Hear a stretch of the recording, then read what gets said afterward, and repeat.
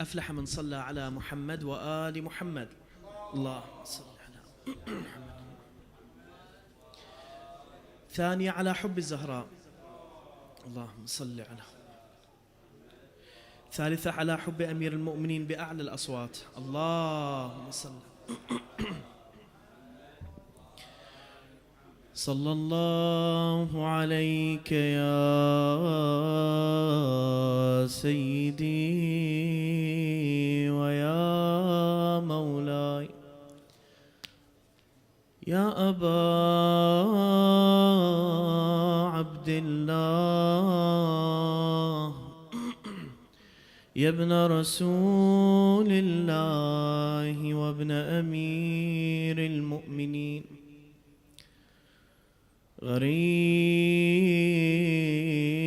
غريب يا مظلوم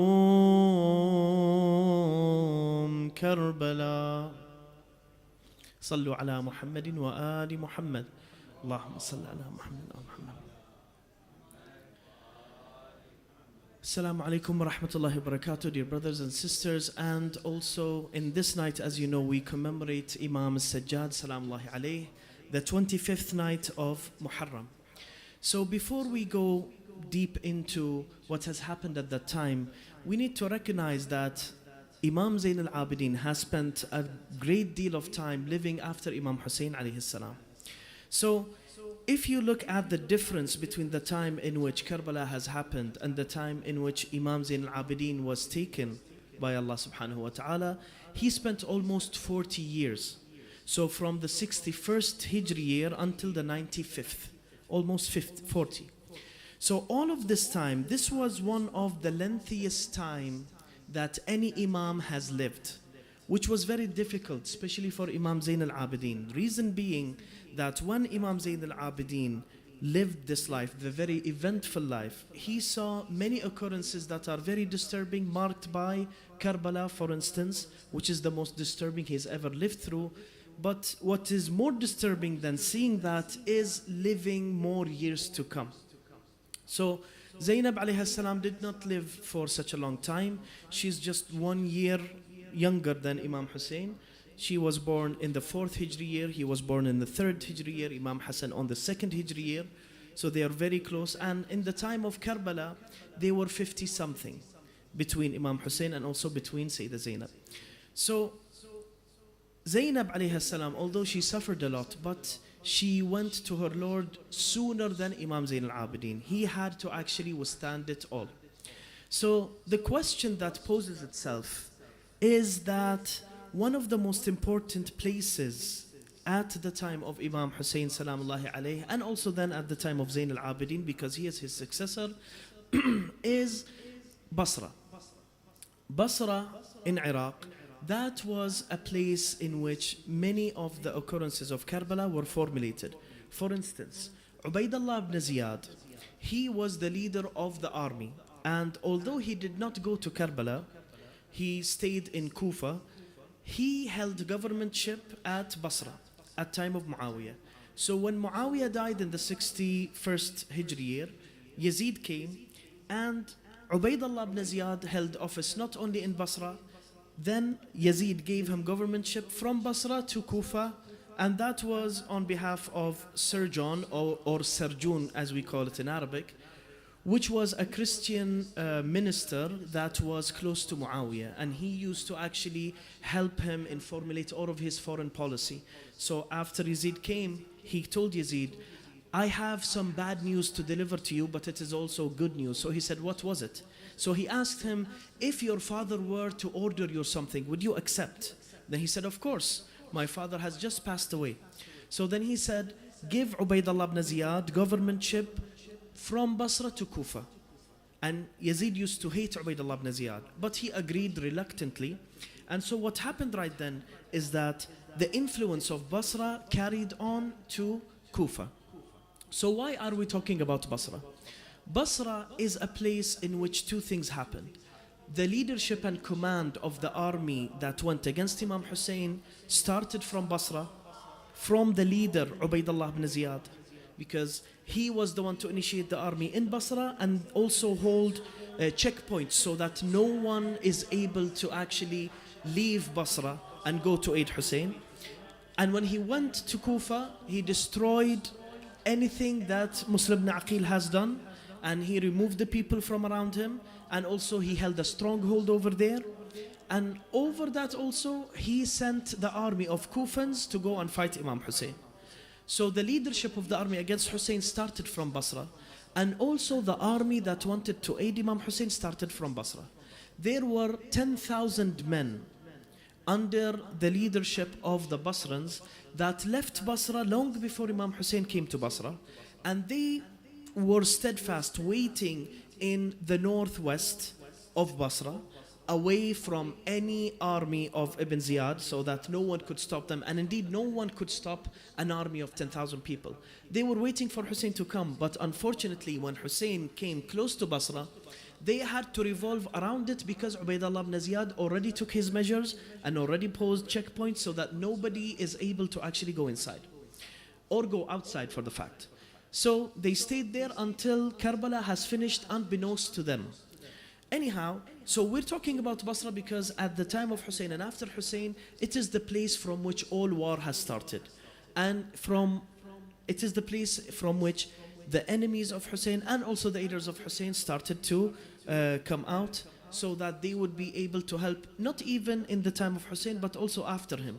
Many of the unrests against the Umayyads started from Basra. So anyways, what was the relationship of Imam Ali Zain al-Abidin and the Basrans? Because when we talk about Zain al-Abidin, usually we talk about him regarding the way that he mourned Imam Hussein, the way that he was in Karbala, the things that he has done. But we rarely do speak about his politics. So this is why we're speaking about his politics for this night.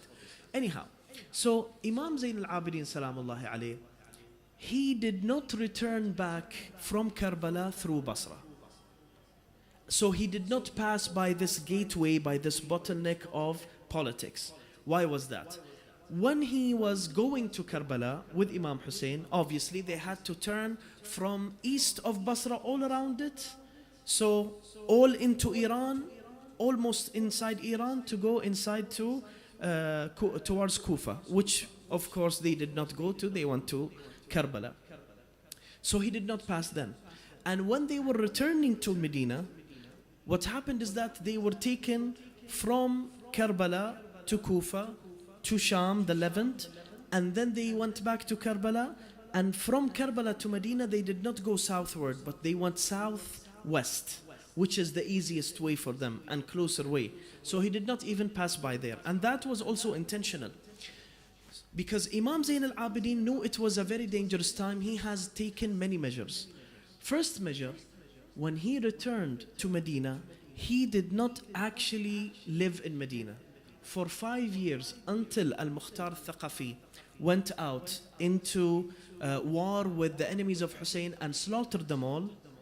Imam Zain al-Abidin stayed in a tent within the desert far away from Medina, which is also, by the way, a reason why he wasn't killed. Because you know, Yazid done 3 great things in his life. Firstly, he has killed Imam Hussein salamullah alayhi in the 61st year. And then in the 62nd year, he attacked Medina, the Medina of the Prophet. And the Prophet has several times said, may Allah damn those that will attack my city. And the companions of the Prophet will always say, who is that? Because there wasn't any attack on Medina. But then there was one of them that actually outlived the Prophet, outlived Ali ibn Abi Talib, outlived Imam Hassan, and lived through the time of Imam Hussein. And then after it, in the 62nd year, when he saw that they were taking their cavalry and on all of their equipment and all of their military men and raping and pillaging until 1,000 women gave birth to illegitimate children for that year because of the army men of Yazid. So that happened the 62nd year. 63rd year, he attacked the Kaaba to get out and extradite Abdullah ibn Zubayr, and he burnt the Kaaba down. And then he died at that year, the same year, at the end of it. So these 3 things he has done. In the 62nd year, as I said, he attacked Medina. And if Imam Zain al-Abidin was in Medina, he would have been killed also. So within that time, he was actually living far away. He wasn't living close. So anyways, Imam Zain al-Abidin, within that, he tried to firstly, as I said, stay away from Medina. Secondly, he kept the politics not for himself to overtake, but for Muhammad ibn al-Hanafiyyah. Muhammad ibn al-Hanafiyyah is the uncle of Imam Ali Zain al-Abidin and the brother, the half-brother, half-sibling of Imam Hussein. Let's go 10 steps back. When Imam Hussein was leaving Medina to go to Mecca, and that was the last time he saw Muhammad ibn al-Hanafiyyah, because when Imam Hussein exited Mecca, he went directly to Karbala. Even though that most of the ways take you northward towards Medina, he didn't go. He tried not to go there to be safe. He went around it. Anyways, he met Muhammad ibn al-Hanafiyyah, and Muhammad ibn al-Hanafiyyah was telling him, oh brother, if you would go to Yemen, you would have people to protect you. Don't go to Karbala, etc. But then Imam Hussein said, no, it is solid in stone that Allah has decreed that I will be martyred. So I will have to go. So he said to Muhammad ibn al-Hanafiyyah, stay in Medina and be my eye. ابقى في المدينة وكن لي عينا. That is what he said to Muhammad ibn al-Hanafiyyah, his uncle. Sorry, his brother. So Ali Zain al-Abidin had a very strong relationship with his uncle. Not only that, there was actually some people that were coming to Imam Zain al-Abidin salamullahi alayh with Muhammad ibn al-Hanafiyyah, and Muhammad al-Hanafiyyah told him that they are saying that, you know, we want to take orders, etc. So Imam Zain al-Abidin would say that the orders I want to give, I have given to you, to Muhammad ibn al-Hanafiyyah. So the political power of Ahl al-Bayt was all given to Muhammad ibn al-Hanafiyyah by Imam Hussein and by Imam Zain al-Abidin. Both of them were given that. And there is another narration to show this. When al-Thaqafi was going to take revenge from those that killed Imam Hussein and martyred him, he actually went to Imam Zain al-Abidin in his hideout. And he took a couple of people to testify. And then he said, O Zain al-Abidin, they are saying that I am going into war on my own discretion, not yours. Not by your orders, but I am by your orders. So what do you say to them? So he said that I have given Muhammad ibn al-Hanafiyyah all of my affairs, in the sense that if Muhammad ibn al-Hanafiyyah gave the okay to al-Mukhtar al-Thaqafi, this means that I, Zain al-Abidin, has given the okay to him, just as Imam Hussein has given him the okay also. So some people say, no, Muhammad ibn al-Hanafiyyah went against the will of Imam Hussein. He didn't. He actually was exactly in line and up to par with it. And this is why the last message that Imam Hussein ever sent from Karbala was towards Muhammad ibn al-Hanafiyyah. And he said, Bismillah ar-Rahman ar-Rahim, كأن الدنيا لم تكن وكأن الآخرة لم تزل. In the name of Allah, the most beneficent, the most merciful, as if this world has never been and as if thereafter was forever there. So now Muhammad ibn al-Hanafiyyah, not only is he sentimentally attached to Ahlul Bayt and he is part of Ahlul Bayt indeed, he was the political power. And there was a reason why he wasn't killed even though the army of Yazid entered to Medina. The reason for this is that they actually had in their mind, they had the will to communicate with him so that they will pull the rest of Ahlul Bayt to him, to Yazid. So I'll give you an example. Now, let's say that you are a king and you actually kill another king, and that king has a lot of subordinates that love him. The best chance that you will ever have to hold a strong kingship over there in a land that you've killed their king already is to make sure that his close of kin are okay with you. Whoever is okay will stay with you, and whoever is not will be killed. So they saw that the political power was all in the hand of Muhammad ibn al-Hanafiyyah, so he was spared. He was of old age also, but that wasn't the reason. The only way they could reach to the Hashemites is through Ali Zain al-Abidin. And Ali Zain al-Abidin was nowhere to be found, so through Muhammad ibn al-Hanafiyyah, his proxy. But Ali Zain al-Abidin did not make it a really big deal that he actually gave his power of attorney, let's call it that, to Muhammad ibn al-Hanafiya. He kept it a secret because that is also part of the plan, so that they will have doubts. Is really Muhammad ibn al-Hanafiya the proxy of Zayn al-Abidin or not? They would send spies to make sure and to check if that is the case or not. They do a lot of things, but they were also busy.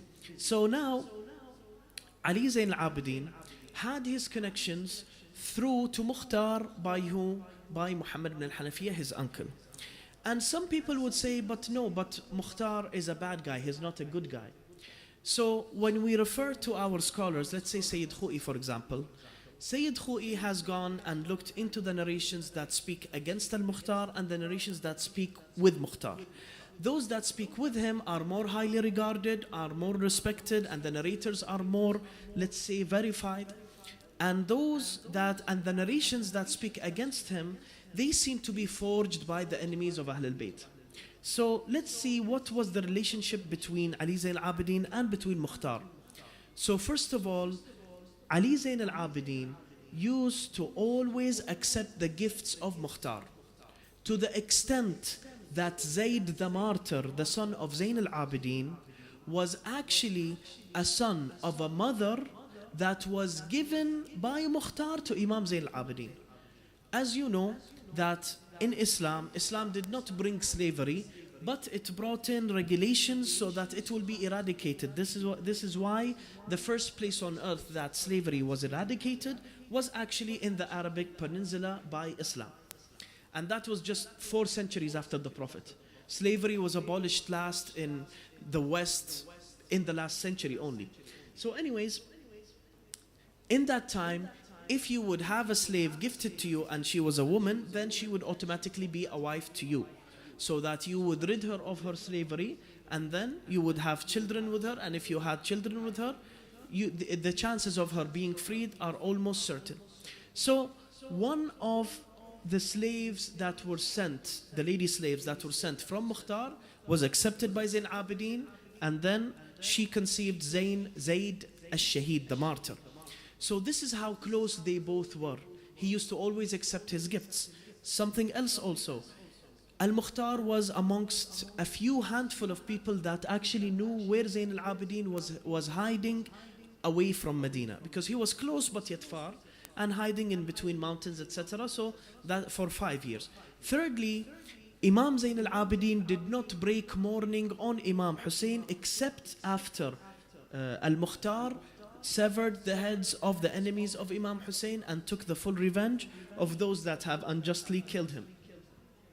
And fifthly, actually Imam Zayn al-Abidin had a way to communicate orders to Mukhtar. So Mukhtar took care of almost all of the enemies of Hussein. There was only Harmala. And Harmala was not only an archer, which made it very difficult to reach him. He was a very well-known archer. He could strike an apple 500 meters away. And I'm not speaking now when you have a pistol or a gun or whatever have you. It's just an arrow, a quiver and an arrow and a bow. So that was something. Another thing, he knew his way through deserts and through the mountains. So anywhere they would find him, he could evade them very, very quickly. Until Imam Zayn al-Abidin was speaking to one of his companions and saying, oh, I really, really wish that Al-Mukhtar al-Thaqafi would actually go and kill Harmala. And at the same day when he heard this news, when he heard that Imam Zayn al-Abidin had this wish, he went himself and he took care of Harmala. And that is when he had the dialogue with him. See, a lot of what happened in Karbala is narrated by the enemies of Ahlul Bayt. So he asked him and he said, oh Harmala, you have such a solid heart, an iron heart. You're a brave warrior. Is there any time in Karbala in which you doubted your Amir, your leader? Is there any time in which you felt your heart being wrenched for what you are doing? He said no, but only for 3 arrows. The first arrow is the arrow that struck the infant of Imam Hussein that I have sent. The second arrow is the arrow I sent to the eye of Abu al-Fadl al-Abbas alayhi salam. And the third arrow is the arrow I sent to the heart of Hussein. That's the only times in which I really felt something in Karbala. But other than this, I felt nothing. And then he was killed by Mukhtar. So anyways, even though Imam Zain al-Abidin was trying to cover the fact that he was political, he was running all of the politics that were going at his time. And even after he returned to Medina, people would come and try to question him regarding Karbala or regarding his political affairs, etc. He always knew to whom to speak and whom to just tell them, no, I won't be speaking about this issue, or to turn the discourse into something else. So all in all, Imam Zain al-Abidin, he not only had a relationship with Mukhtar, he had a very good way of communicating with him, until at the end he had prostrated saying Alhamdulillah Rabbil Alameen when Al-Mukhtar has finished his deal with the enemies of Ahlul Bayt. Now, there are other factors that we need to look in the life of Zain al-Abidin Salamullahi alayh, which is that when he has lived these plentiful years, what are his achievements? The first achievement that he has done, and let's focus on this one only, I'll just focus on this fact. There are narrations that say, by Zain al-Abidin himself, that most of people have left Islam after Imam Hussein Salamullahi alayh. And this, you may say, isn't true, because a lot of people kept their Islam after Hussein. So what was the Imam referring to? He was referring not to the fact that people left Islam in the sense of saying that from this day on we will be heathens. No, they actually used to say that we are still Muslim, but because they had such an aggressive stance against Ahlul Bayt, against Hussein, against his family, they turned against him. And when you turn against an Imam, as the Prophet has said, you have left Islam. And the Prophet has said this: whoever dies and does not know the Imam of his time, then when he dies, he will die an ignorant death, as if Islam had not crossed his heart. So imagine not only doing that, but going against your Imam. And see, there is something that is rarely discussed, but needs to be. Some people that did not go against Imam Hussein had to later on show that they are against Imam Hussein as much as they can within the time of Zain al-Abidin. Why? Because they knew that because there was such a military power that was invested by the Umayyads in their dynasty and their growing kingmanship, they knew that if they did not show their allegiance to the Umayyads, not only will they be killed, they will be killed, pillaged, and their family distraught, and everything that they own will be taken away, as promised by Ubaidullah ibn Ziyad from Basra also. We always keep returning back to Basra. So even when the heads of Ahlul Bayt came to Kufa, there were some Kufans that were not really against Ahlul Bayt, but each of them took a stone and threw it on the face of Imam Hussein Salamullahi alayh. Why? To prove to the Yazidis that we are with you, we are not against you, do not kill us. That was their way. So everyone was saving face, everyone was protecting himself and his family by attacking Ahlul Bayt alayhimus salam. And the only way that they could show compassion at that time, when the caravan came with the women and children and with no men, is by giving food to the children, which Sayyidah Zainab alayha salam took from the mouths of children and threw outside and said, we are Ahlul Bayt, we cannot take charity from you. And not only because they are Ahlul Bayt, because they are only giving this food so that they would save some face to Ahlul Bayt also. They need to show that they're against Ahlul Bayt to be saved, but also they need to show that they are with Ahlul Bayt a little bit so that Allah would not smite them. That is what they believed. But they were not accepted. This is the way of Sayyidah Zainab to say, if you don't stand with us with your heart, with your blood, with your tears, you are not with us.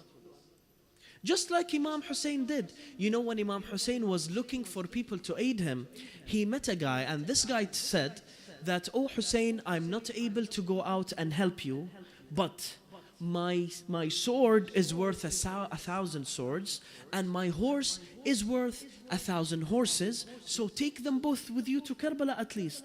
So he said, لا حاجة لنا بسيفك ولا بخيلك. There is no need for your horse nor for your sword, if you are stingy with your soul to come and help us. So, all in all, Imam Zain al-Abidin did the same thing with Sayyidah Zainab that Imam Hussein has done. If someone does not pledge the full unwavering allegiance to Ahlul Bayt, he is not to be accepted at all. And anything that comes from his part will not be accepted also. So he continued this, because even in Medina, many came to Zain al-Abidin and told him, "Oh Zain al-Abidin, your father shouldn't have gone." Instead of consoling him, instead of telling him, "We're sorry for what has happened," instead of mourning Imam Hussein, they say, "Oh, why did you go?" And the reason why they were saying this, even though they love Zain al-Abidin and they love Imam Hussein, is that they wanted to save themselves and their families and whatever they owned. Otherwise, everything will be obliterated. However, Allah had different plans, because one of the verses of the Quran that Sayyidah Zainab recited in front of Yazid, in front of his whole kingdom, that in the Quran it says, "Don't think that we will give bad people good things because we like them. We are giving them these things so that they would increase in their tyranny, and so then we will demolish them." And that exactly happened to Yazid. So now, in the first year, as I said, martyring Imam Hussein, second year attacking Medina, third year attacking the Kaaba itself, that was enough for him to be taken from this earth. And when he was taken, Medina and Mecca was under Abdullah ibn Zubair. Abdullah ibn Zubair, the same guy that wished, when Imam Hussein was in Kaaba, to leave to Kufa or whatever have you, so that he would have Islamic leadership there. And indeed, they did bay'ah or pledge of allegiance to Ubaidullah, or to Abdullah ibn Zubair. So Abdullah ibn Zubair took in Medina and Mecca while Yazid was busy in Karbala. Of course, he wasn't in Karbala, he was in Kufa along with Ubaidullah ibn Ziyad. But Abdullah ibn Zubair used to take both of these places, and hence why they were attacked. So at that time, Zain al-Abidin had to actually go and commute through all of these political differences. All were afraid from Yazid.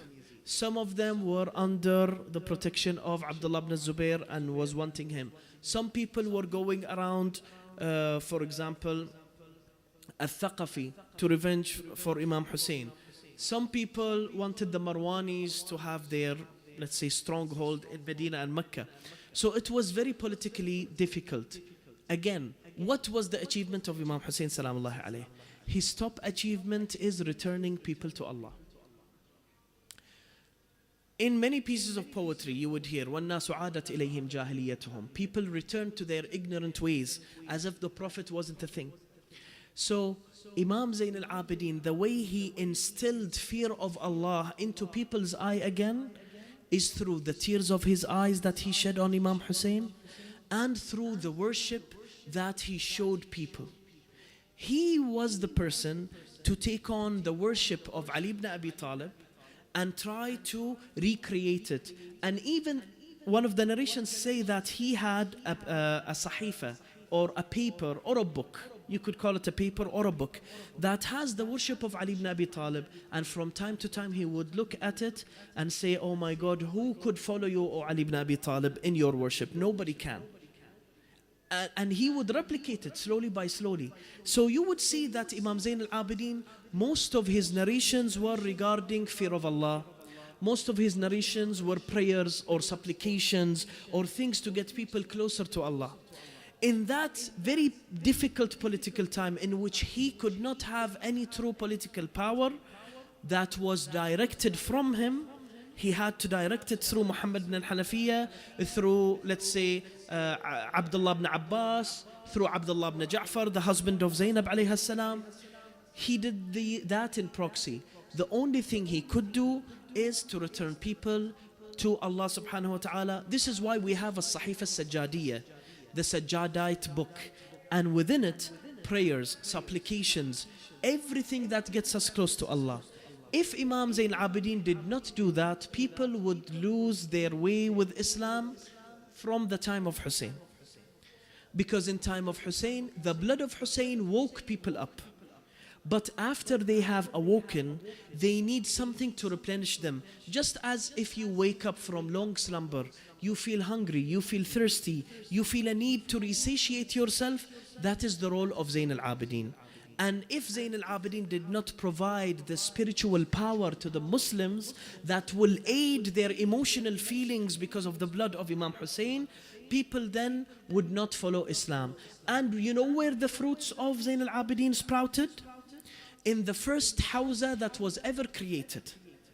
Because his son Imam Mohammed al-Baqir and then Imam Ja'far al-Sadiq after him, they created the biggest hawza within Medina itself. Imagine that, next to the Prophet sallallahu alaihi wasallam.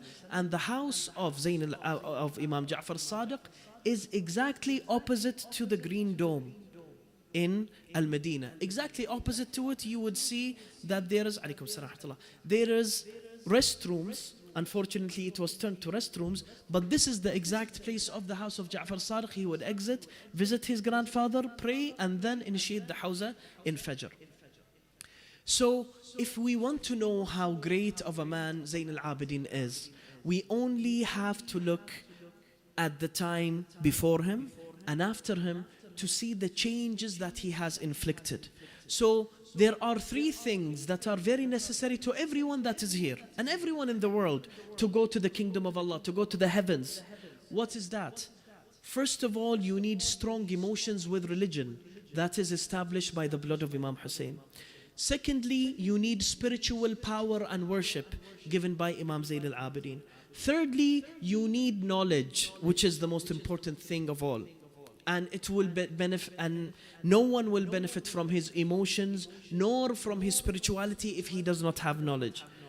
Knowledge, lastly, was given by Imam Baqir and Imam Ja'far al-Sadiq, and with this trifecta, Islam was resurrected. So, if it wasn't for any of those three, then Islam would never reach us. People would lose steam in their love to Islam, and then finally, they would lose all faith. So, we take this chance in this commemoration to not only thank Allah, but also thank Zayn al-Abidin for the Islam that we do. Everything that you do every day, even you being present here, your prayers, everything that you do for the sake of Allah subhanahu wa ta'ala was preserved by the blood of Imam Hussein, the tears of Zainab and Zayn al-Abidin, and then the knowledge of Al-Baqir and Al-Sadiq, and of course, all Ahlul Bayt indeed. But I'm focusing on the time period just before Imam Hussein and after Imam Hussein to show what Imam Zayn al-Abidin has done.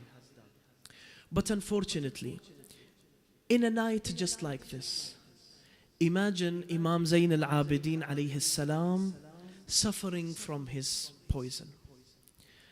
It wasn't enough for the enemies of Ahlul Bayt to kill Hussein.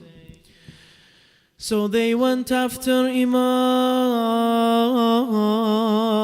Zayn al-Abidin. And Imam Zayn al-Abidin was always mentioning Hussein. The narrations say that whenever food or water is given to him, he would mix it with his own tears, and he'd always remember his father. Assalamu alayka ya man shaybuhu qutna. And then he would cry upon Hussein and tell people to do the same. So in one of the nights when they were looking at Zayn al-Abidin cry upon Hussein, they said, we need to take the soul of Zayn al-Abidin. So they sent him the poison in the grapes and in the food that was delivered to him. And then they tried to assassinate him. So when Imam Zayd al-Abidin received that food and he ate from it, he felt as if his heart was stabbed, and he felt as if he was blooded.